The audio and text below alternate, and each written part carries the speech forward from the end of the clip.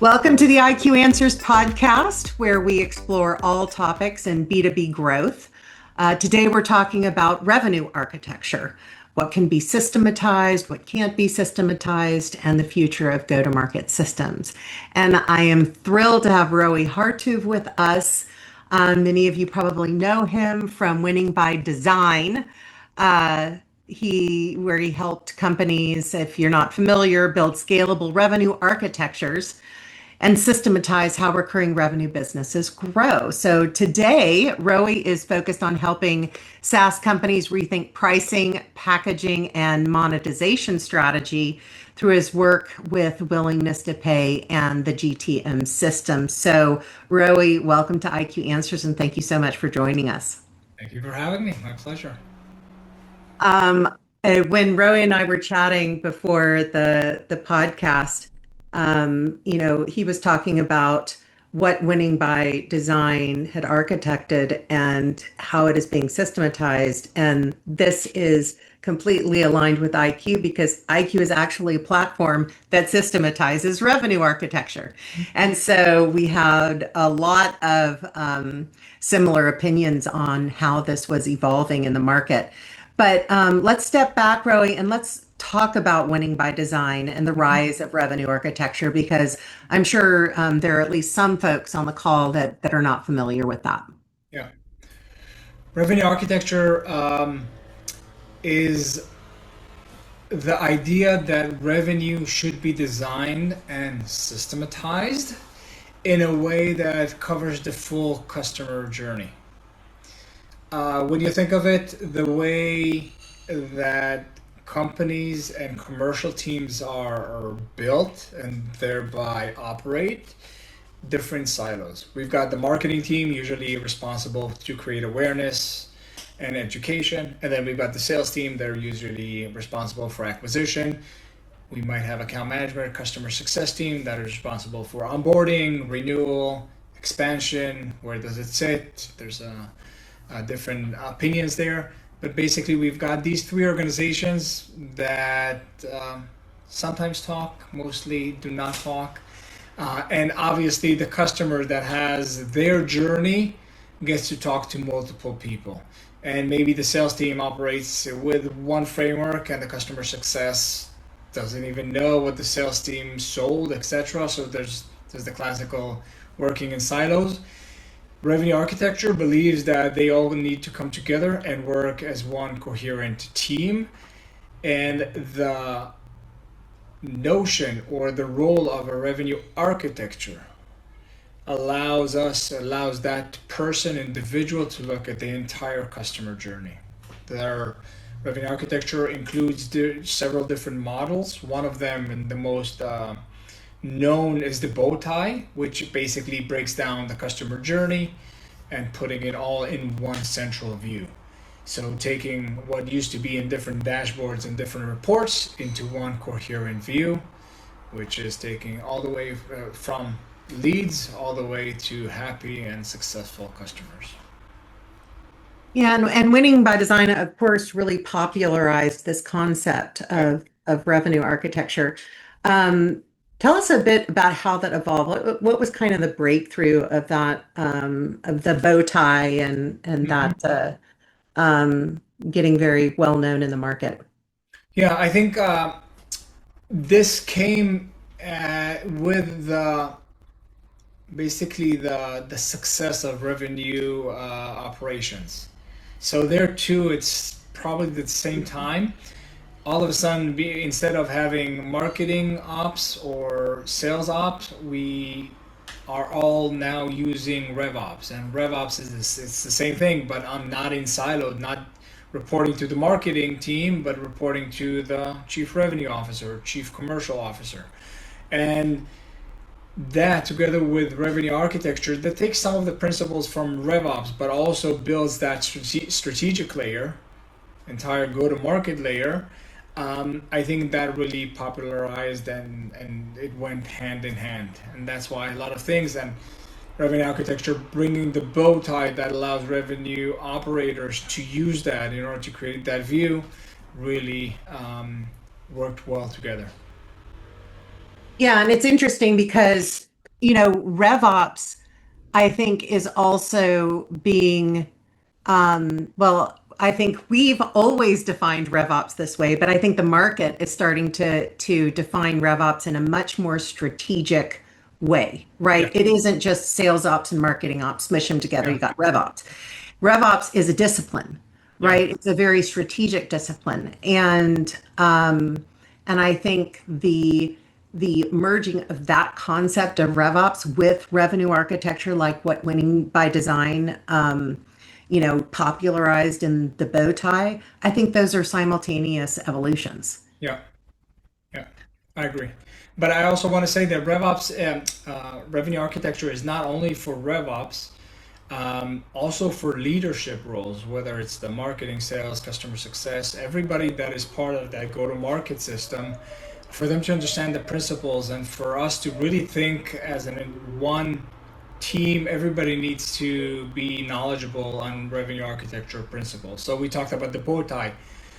We have a framework called SPICE, and that allows the different people along the customer journey to all have a common language. SPICE stands for situation, pain, impact, critical events, and decision.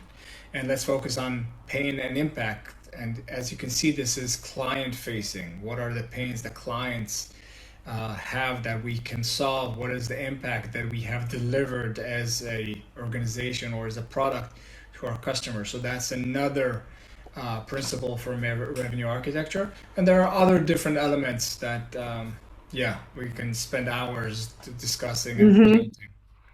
Yeah, so let's talk about that. Thank you for that. If there were folks that weren't familiar with the bow tie or winning by design, so you've talked about the concepts, the frameworks. Talk about how that gets systematized.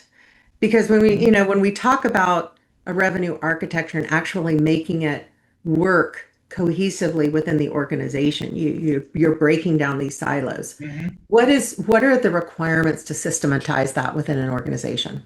Yeah. One principle that we like to talk about is input output.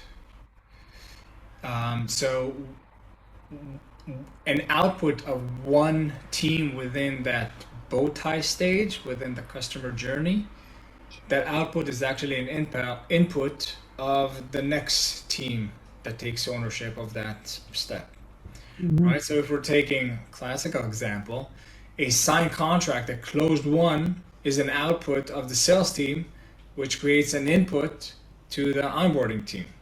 Mhm. So this is one principle that actually helps systematize. Now everybody use can use that framework to, okay, I've got input, I've got a process, and I've got an output. Now how everybody wants to increase output, of course. So how do you do that? You could either increase input. So this is the classical, let's say sales want more revenue to generate more revenue. They can scream to the marketing team down the hall, hey, we need more leads, right? That's one way to do that. Not the most efficient way. The other way is to look at processes, the different processes, the different tools, maybe AI, uh, outbound, etc., to allow us to increase the throughput, the throughput, which is in sales case, it's the win rate. And these two are a balance that we could play and thereby increase the output. So, in a nutshell, that is how we systematize and start to think of that as a system rather than, yeah, siloed. One Mhm. analogy that we like to use is a manufacturing uh, machine or manufacturing floor.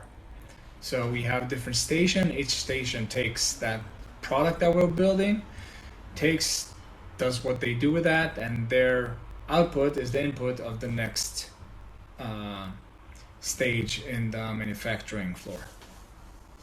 Yeah, and I love that. And we talk about that a lot here at ayeQ is we're manufacturing revenue. That's what we're doing. Mm-hmm. And there is, it's all an optimization equation, Yeah, right? How do you do that most efficiently, yeah, right? So, and then increase the quality of the output, yeah. or the volume of the output in this case. Mm-hmm. And what I love is, you talked about how siloed we typically see across marketing and sales and customer success. which we know is very inefficient for a variety of reasons. But when you talk about the process being one manufacturing line, you might have different stations, but you're manufacturing the same product. Yeah. Then each station knows why they need to give to the next station what their output is designed to be, Hmm. right? So it's not, I'm just guessing 20% more leads, let's try that, right? It is how many leads are required based on throughput, like you said, or conversion rates, Hmm. right? And so the beauty of systematizing is it's efficient, right? But it also changes culture. Yeah.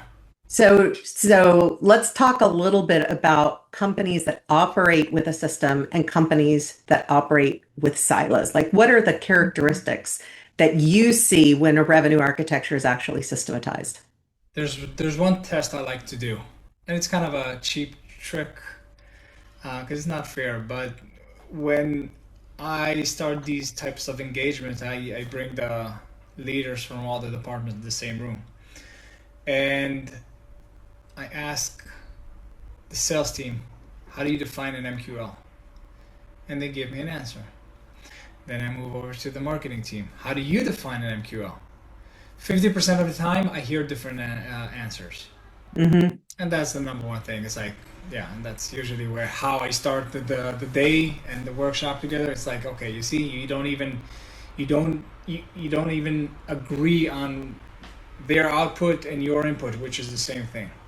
Hmm. That is how you. That's one of the tests that you see that, yeah, it's not working, and you see it elsewhere. Just to give you, like, there are many different examples, but yeah, this is the classical beef between sales and marketing, but there's also sales and customer success, right?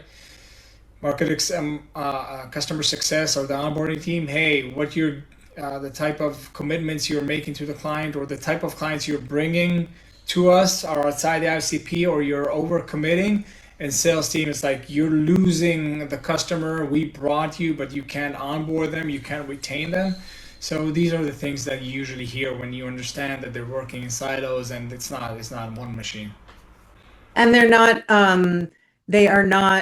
don't have the same goal, right? The goals are not aligned. Like, if we were optimizing for the greatest revenue production of the company, Hmm. sales would care whether those customers get retained, Yeah. right? If they were looking at total efficiency, the cost of acquiring a new customer, if we were looking at efficiency, we would say we will never lose a customer. Also, it's maybe a few if they're super like expensive to keep. There are a couple of nuances there, but if everybody had that same goal, everybody would understand. I mean, there would not the conflict is the friction is reduced so much. Yeah. What To do you your see about that? to your point, or just to give an example, another test that I do, I ask to see the commission structures for the sales team. Hmm. And if it's 100% tied to new revenue, like how much revenue they close, I know that, yeah, they're not thinking the way you just mentioned. Hmm. Smart organization, and you look at the Salesforce of the world, all the sellers have percentage, whether it's 10 or 20 or 30% tied to the renewal that will take place 12 months from now, or the successful onboarding. They get part of their commission after their clients successfully complete the onboarding, Hmm. because this exactly is a company that has shared goals, that we want to make sure that the sellers understand which type of customers we want, not to oversell them, because their commission is tied to. So yeah, commission for salespeople is very important, obviously. So Yeah, so I mean, we can already tell there are a lot of pieces to systematizing. It's not just okay, here's your process, go for it. Is everybody aligned? Are the incentives? Are we talking the same way? Is their language the same? Is our process cohesive? Um, so there's obviously a maturity curve for this. So what do you see that maturity curve like? Like what are the first things that are systematized, and then how does that grow within the company as they become uh, more efficient in their system? Yeah, yeah. I think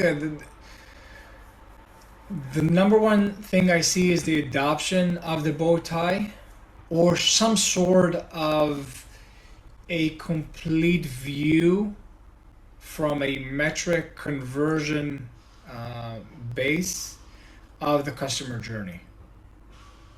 And again, that is one of the concept that really is adopted because we've got RevOps and RevOps that follow these principles to implement that. And then we see that in both early stage companies and also mature companies. Hmm. You can't improve what you cannot measure, and we want to measure it correctly, and that's, yeah, what we What see. what are some of the key KPIs that you advocate for? Because I can think of a couple KPIs that are like, yeah, this one has both volume and efficiency baked into the KPI. What are some KPIs that you like? I don't think I would like to look at it from specific KPIs, and I will explain why in a second. I like to make sure that I capture volume metric, which is how many leads, how many deals, how many customer we renewed, retained, went live with. It is the conversion rate, which is how many lead to opportunity to closed one, renewal expansion. So these are the conversion rate, and also the time metrics. So how long did it take us to convert a lead to a customer? How long did it take us to onboard, and how long it took us to expand? So these are the types of KPIs. And when you think Hmm. of it, obviously there are more important KPIs. But again, if we're looking at it from a systemized point of view and we go back to the input output, I want to measure every part of the customer journey, every type, every part of the bow tie. And Hmm. I want to have, and this is what I've built with my customers, that dashboard that I can look in, yeah, on a weekly or a quarterly basis on how each metrics are changing. Hmm. And yeah, so that's how I'd like to view it. Obviously, to your question, there are more important KPIs, but again, from a if we're focusing on how to systemize that, I would want to see all of these. Yeah, I think that's a great point. I mean, I can think of KPIs like LTV to CAC, lifetime value of the customer to Mhm, the mhm. cost, the customer acquisition cost. We can look at in our net retention rates. We Yeah, can look yeah, at gross retention rates. We can look at new logo growth. We can look at, but those are the outcomes. that's right. They aren't the key Lagging. that yep, they are not what you're talking about and what we talk about, which is how is your system running? Yeah, Right? Because if your system is running well, then those outputs will be very good. yeah. And when you think of it, there are many different metrics that affect the LTV to CAC ratio. Mm-hmm. LTV to CAC ratio, by the way, it's an investor metric. This is Mm-hmm. how investors look at companies and are able to say in the first meeting, yeah, we are going to get you into the next meeting or in the investment committee because your LTV to CAC ratio makes sense to us. That's their first kind of filter. Mm-hmm. But as operators, there's not much that we can do because there's so much that goes into that LTV. Mm-hmm. CAC, maybe that's but LTV, like it's the entire customer journey. That's too much for that's too high level for me to take action on this metric. So that's why we want it as granular as possible. Mm-hmm. Yeah, and I think that's a balance because you're right. I mean, if you're going to boil everything up to LTV to CAC, yeah, that's a great metric of the overall health of your business, Yeah. right? But it is not going to allow you to tune the machine. That's right. Yeah, I think that's great. So, let's talk about the things that you are saying because I think this is what you're focusing on. We chatted a little bit about this. We see this being systematized. You Yeah. see it being systematized, right? We have a platform that defines that entire process that you talked about and has all of the analytics from beginning to end so you can tune it, so you have predictability, you have efficiency. That we're getting really good at. Where are the things that we aren't systematizing right now? And there's still so much art and wisdom and strategy required that it's not a near-term thing. I know what you think I'm going to answer because we talked about it, but I will, because you're phrasing it in that way, I still believe that the core skill of sales, of talking to customer, whether you are customer success or an onboarder or a sales person, that is still something, or maybe could never be systematized. That's a skill that, as long as humans uh, manage that, and I know putting the PLGs and self-serve type of motions aside, but if we have, yeah, direct sales, direct customer success, that's a skill that could not be automatized. It cannot. It needs to be learned, and because we're dealing with human, we need to train and keep on improving over time. Yeah, So 100%. And you're right. I was setting you up for a different answer, and we'll get to that answer in a second. But it's interesting because that cannot be systematized, but whether it's good or not can be evaluated, yes, of course. right? So we can look across efficiency metrics and volume metrics and retention metrics, and we can see whether the soft skills are what we need, Yeah. and even being able to rank from a velocity perspective, which is very difficult to measure. But at the top level, if you have the analytics underneath to be able to see that, the Mhm. question that you ask is, which reps should I have coaching which other reps? Yeah. That's the simple question, Mhm. right? But it takes that underneath the complexity of linking all of those things up to be able to answer that simple question. That's right. Um, so now let's get to what I was setting you up for. I know that you're focused on pricing and product and packaging. Yeah. Those are very, very strategic areas. Tell us a little bit about what you're doing there Yeah. and where you see that evolving. Yeah. So when I was still working for Winning by Design, I was a generalist go-to-market advisor. So I took the entire commercial team. I looked at all the processes. I looked at the metrics, at the numbers, and then I saw deficiencies or problems in certain areas, and then I would choose. You can categorize it three. We could improve processes, so let's do the sales process a bit different. Let's do the renewal process that started 30 days in advance, not 7 days, etc. So I could solve it like that. I could solve the problems by introducing tools, automations, AI, giving you more better outreach, including AI agents that just write the messages for you. We can improve the throughput by doing this. And we can train, as we just said, soft skills that we can train, and let's bring everybody in the room and let's teach them how to become better sellers.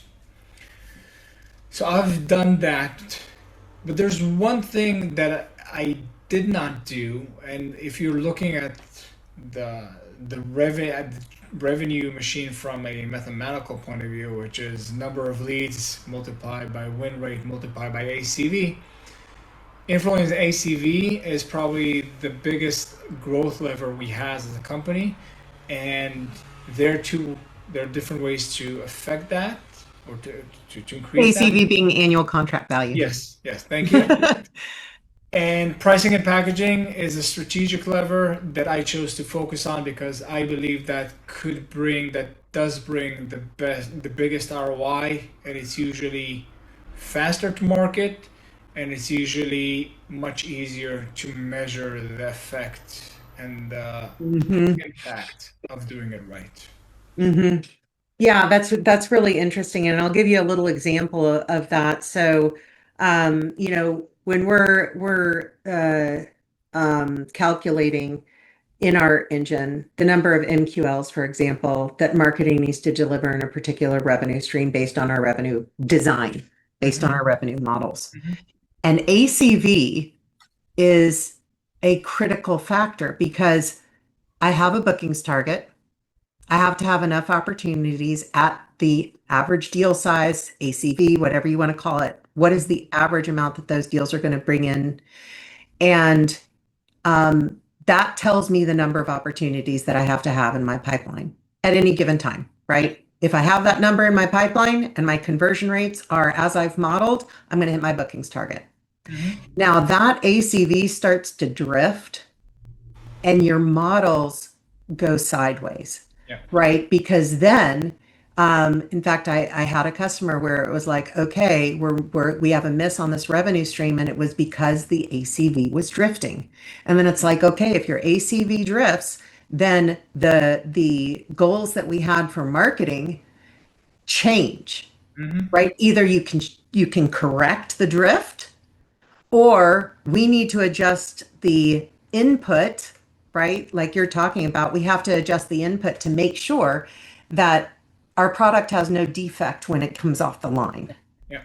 right? And so ACV is such a critical piece of the overall design because it affects all the inputs and outputs. Yeah.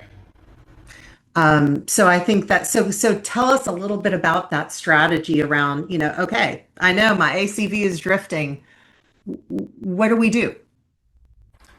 I'll give you an example. A company that I'm working with a company. I just talked to them before we started our meeting. They had a problem. Their market is shifting. So they are selling to small businesses that had traditionally had, let's take beauty shops, hair salons, nail salons. In the past, they priced a certain way that suggested that they will get a lot of money because nail salons have multiple staff members. However, the market is changing. So they see in their market more and more solo operators. They don't even need to have a physical location because they go to their clients' locations. Hmm. Their ACV dropped dramatically because they used to price based on seats. But if you are a solo operator, you don't need more seats, you just need one seat. So their entire business model completely changed with ACV. Hmm. So ACV Hmm. dropped dramatically.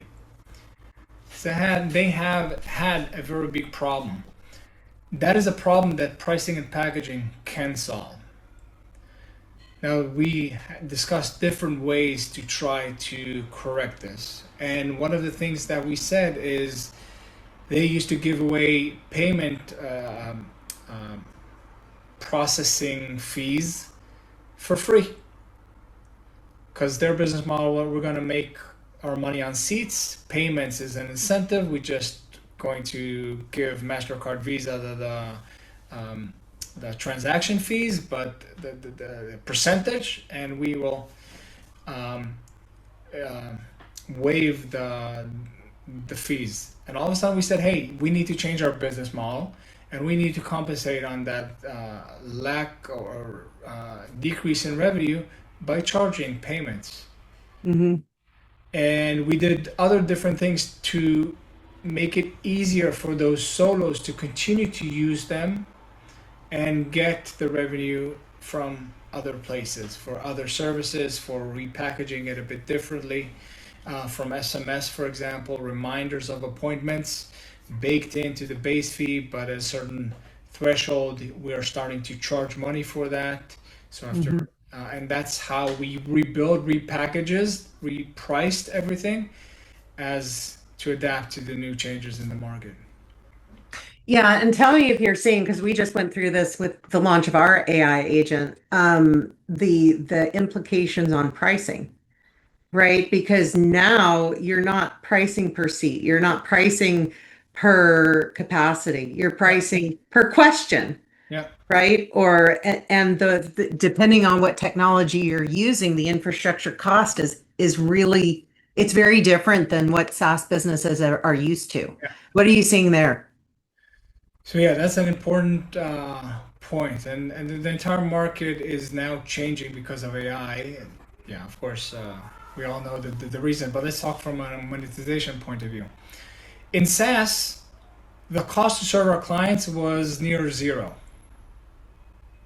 And that's the whole point in SaaS, right? You build the software once and everybody uses the same infrastructure. You might need to pay for compute power or storage for your customers, but that's already commodity. That's close to zero. So the margin, that's why we got margins of north of 80%. With AI, we know that AI compute is pricey.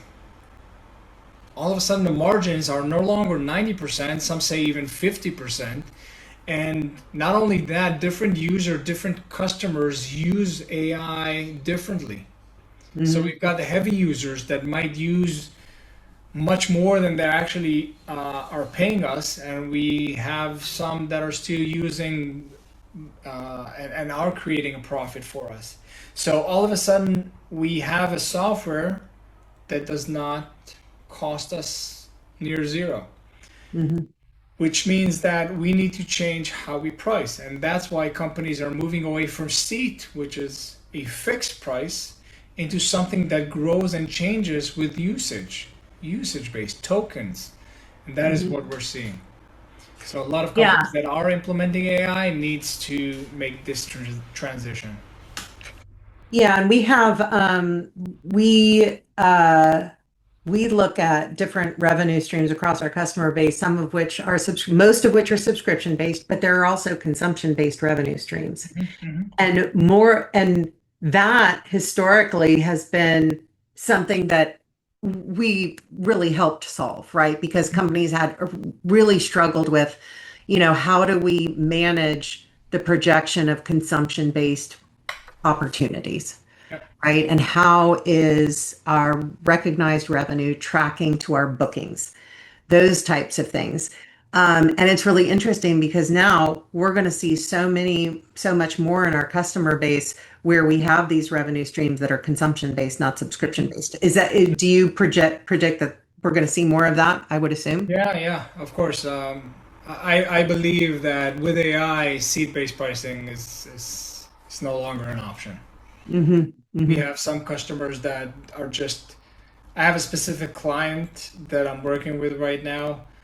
Before they introduced they had AI before, but they introduced a new AI component which they did not predict correctly the cost and the usage from customers. So they went from a bootstrap profitable company to a company that is losing $1 million just the cost to serve.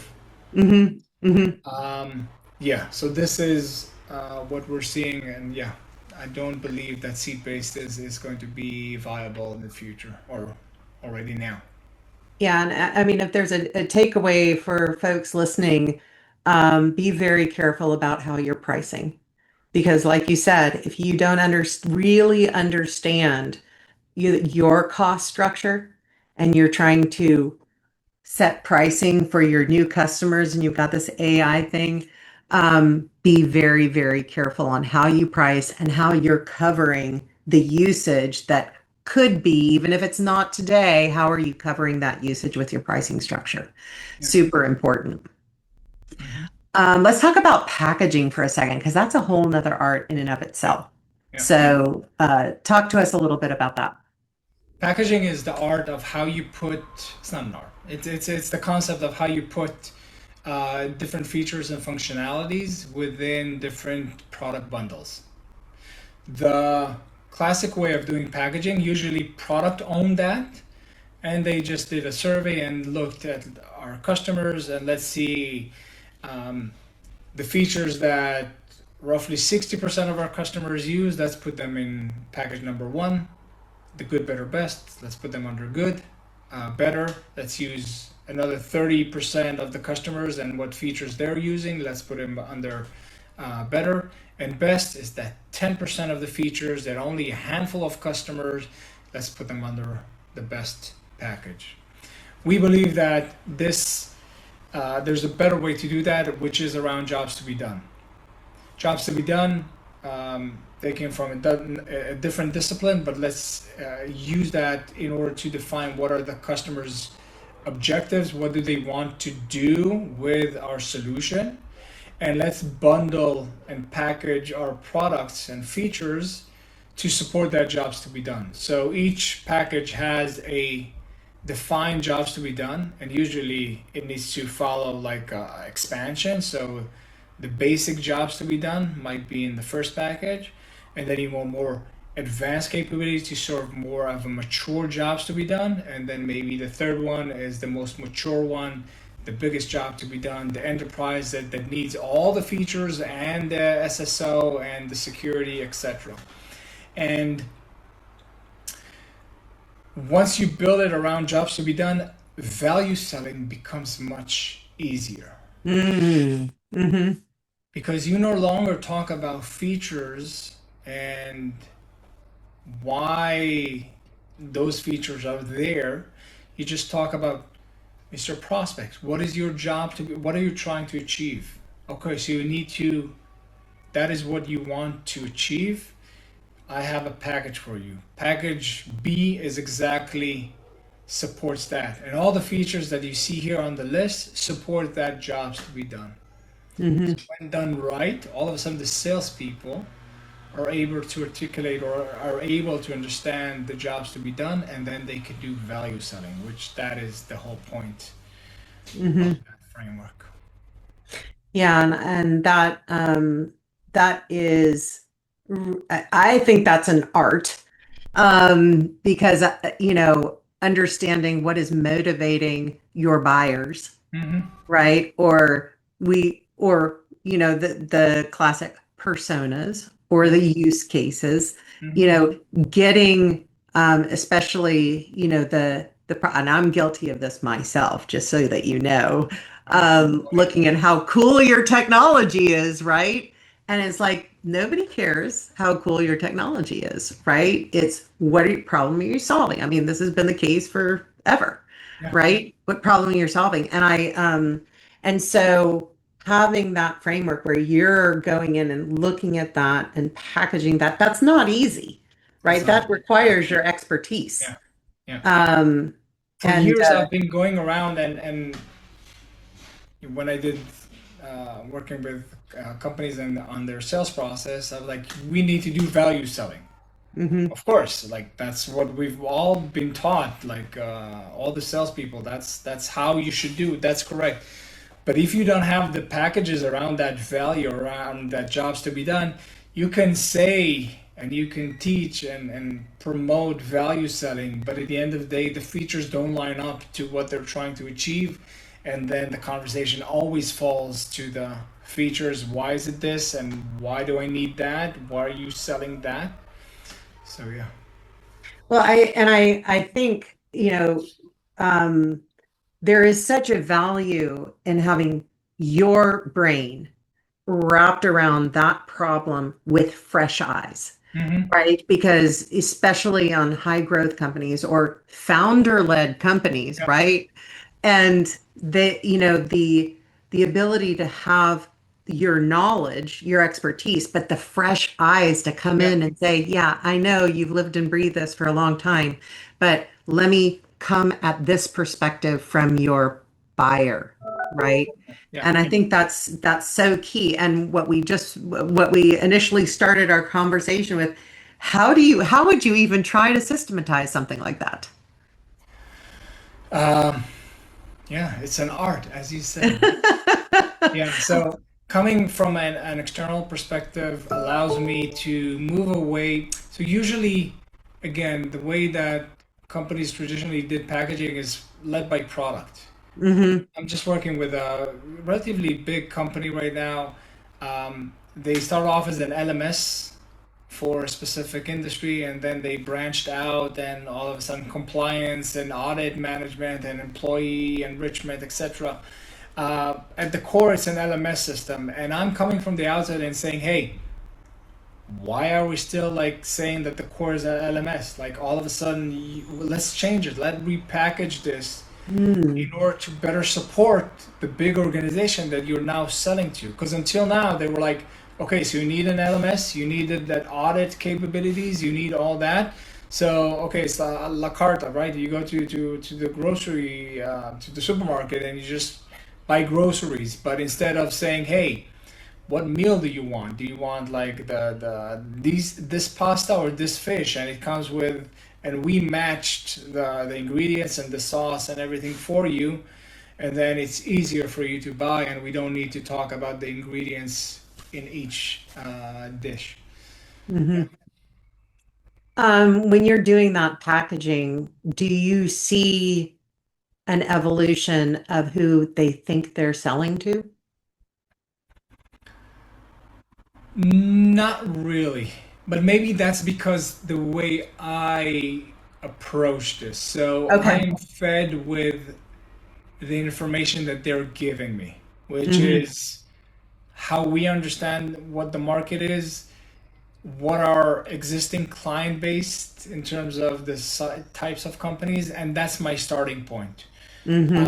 One more to argue whether I should start off and redefining who we're selling to and how we want to position in the market, up market, down market, etc. But I don't. But that's my approach. I understand where this question is coming from. It is a valid point.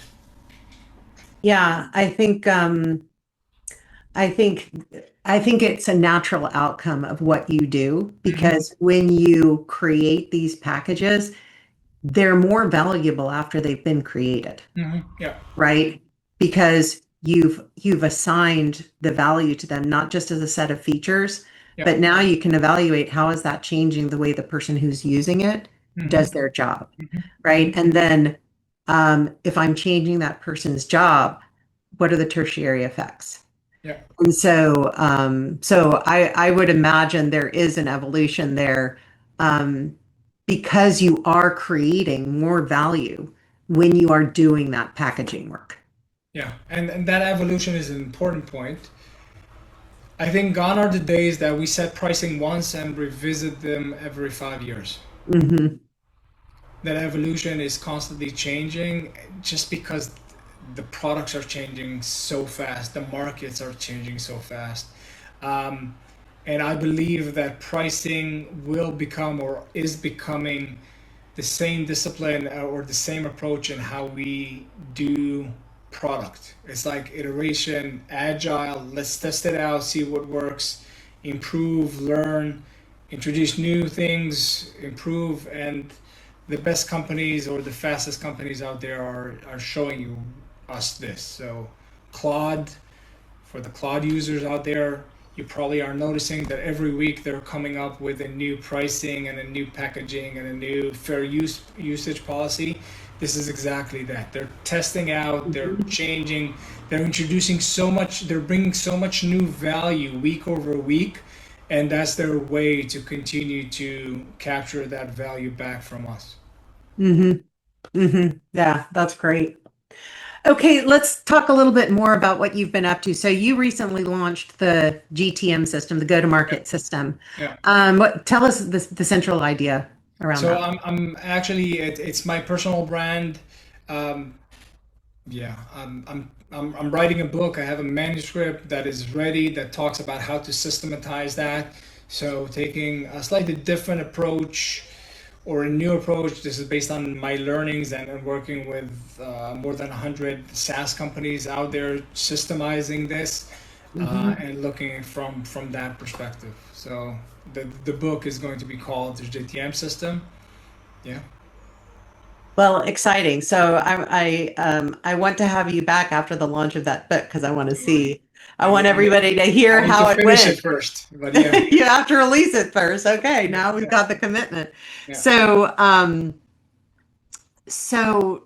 tell us some how folks can get in touch with you. Yeah. Obviously, this is this is a highly sought after type of skill set. So Yeah. how can they get in touch with you? LinkedIn is the best channel. I'm there. I post things that I find interesting. Yeah, and I'm All active. right. And if they're going to look for you on LinkedIn, it's Roee Hartuv. So you can actually see, and you'll see it in the show notes, but you can see how that is spelled on the screen. Yeah. And that's fantastic. So follow, connect, etc. Fantastic. What is the key takeaway that you want our listeners to have as we wrap up the show? Yeah, as you said, if you are integrating AI, that means that you need to completely rethink how you're monetizing because AI has a cost. SaaS almost did not cost to serve. AI does, and that means that if you are, you need to rethink or think carefully on how you're pricing your offerings. Fantastic. Well, great episode, Roy. Thank you so much Thank you for for having being me. with us and sharing your wisdom. And thanks everyone for joining and tuning in. And we'll see you next time. Thank Bye. you.